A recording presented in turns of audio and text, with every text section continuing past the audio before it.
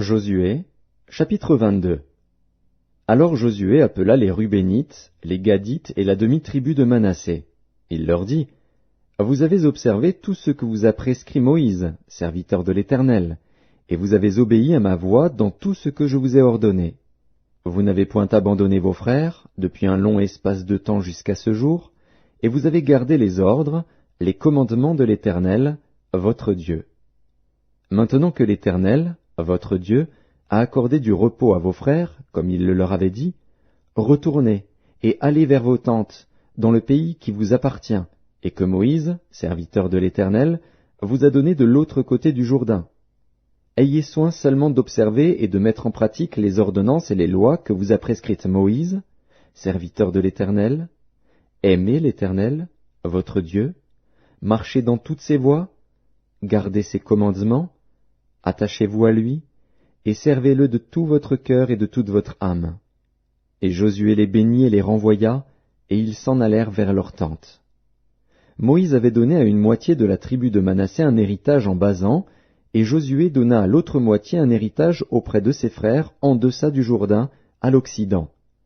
Lorsque Josué les renvoya vers leurs tentes, il les bénit et leur dit, Vous retournerez à vos tentes avec de grandes richesses, avec des troupeaux fort nombreux, et avec une quantité considérable d'argent, d'or, d'airain, de fer et de vêtements.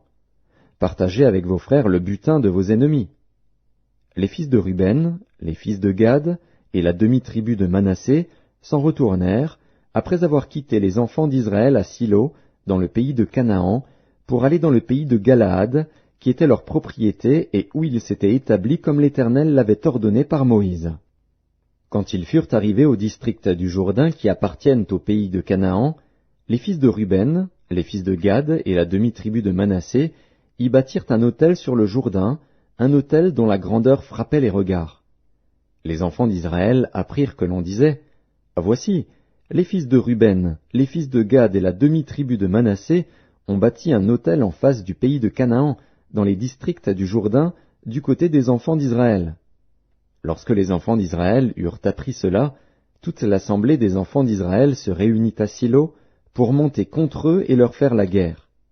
Les enfants d'Israël envoyèrent auprès des fils de Ruben, des fils de Gad et de la demi-tribu de Manassé, au pays de Galaad, Phiné, fils du sacrificateur Éléazar, et 10 princes avec lui, un prince par maison paternelle pour chacune des tribus d'Israël. Tous étaient chefs de maison paternelle parmi les milliers d'Israël. Ils se rendirent auprès des fils de Ruben, des fils de Gad et de la demi-tribu de Manassé, au pays de Galaad, et ils leur adressèrent la parole, en disant, Ainsi parle toute l'assemblée de l'Éternel. Que signifie cette infidélité que vous avez commise envers le Dieu d'Israël, et pourquoi vous détournez-vous maintenant de l'Éternel, en vous bâtissant un autel pour vous révolter aujourd'hui contre l'Éternel? Regardons-nous comme peu de choses le crime de Péor, dont nous n'avons pas jusqu'à présent enlevé la tache de dessus nous, malgré la plaie qu'il attira sur l'assemblée de l'Éternel? Et vous vous détournez aujourd'hui de l'Éternel? Si vous vous révoltez aujourd'hui contre l'Éternel, demain il s'irritera contre toute l'assemblée d'Israël. Si vous tenez pour impur le pays qui est votre propriété, passez dans le pays qui est la propriété de l'Éternel, où est fixée la demeure de l'Éternel, et établissez-vous au milieu de nous. Mais ne vous révoltez pas contre l'Éternel et ne vous séparez pas de nous, en vous bâtissant un autel, outre l'autel de l'Éternel, notre Dieu.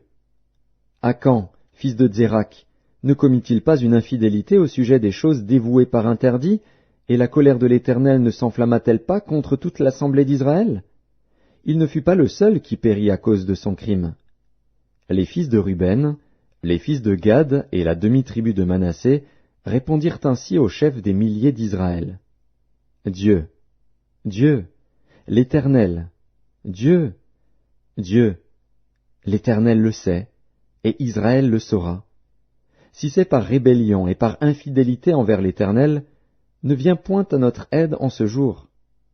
Si nous nous sommes bâtis un autel pour nous détourner de l'Éternel, si c'est pour y présenter des holocaustes et des offrandes, et si c'est pour y faire des sacrifices d'action de grâce, que l'Éternel en demande compte. C'est bien plutôt par une sorte d'inquiétude que nous avons fait cela, en pensant que vos fils diraient un jour à nos fils, « Qu'y a-t-il de commun entre vous et l'Éternel, le Dieu d'Israël ? L'Éternel a mis le Jourdain pour limite entre nous et vous, fils de Ruben et fils de Gad.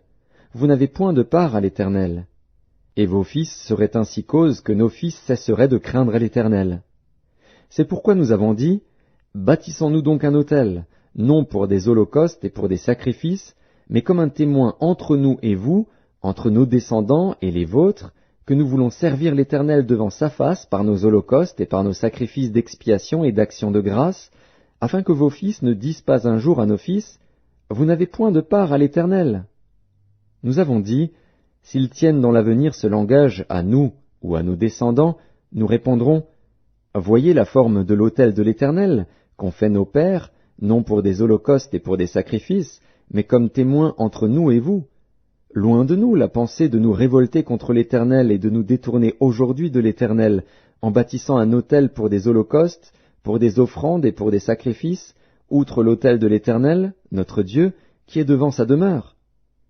Lorsque le sacrificateur fut né, et les princes de l'assemblée, les chefs des milliers d'Israël, qui étaient avec lui, eurent entendu les paroles que prononcèrent les fils de Ruben, les fils de Gad et les fils de Manassé, ils furent satisfaits.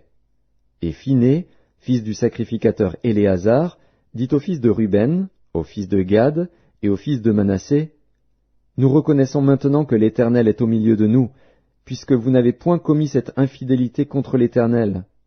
Vous avez ainsi délivré les enfants d'Israël de la main de l'Éternel. Phiné, fils du sacrificateur Éléazar, et les princes, quittèrent les fils de Ruben et les fils de Gad, et revinrent du pays de Galaad dans le pays de Canaan, auprès des enfants d'Israël, auxquels ils firent un rapport. Les enfants d'Israël furent satisfaits. Ils bénirent Dieu, et ne parlèrent plus de monter en armes pour ravager le pays qu'habitaient les fils de Ruben et les fils de Gad. Les fils de Ruben et les fils de Gad appelèrent l'autel Ed, car, dirent-ils, il est témoin entre nous que l'Éternel est Dieu.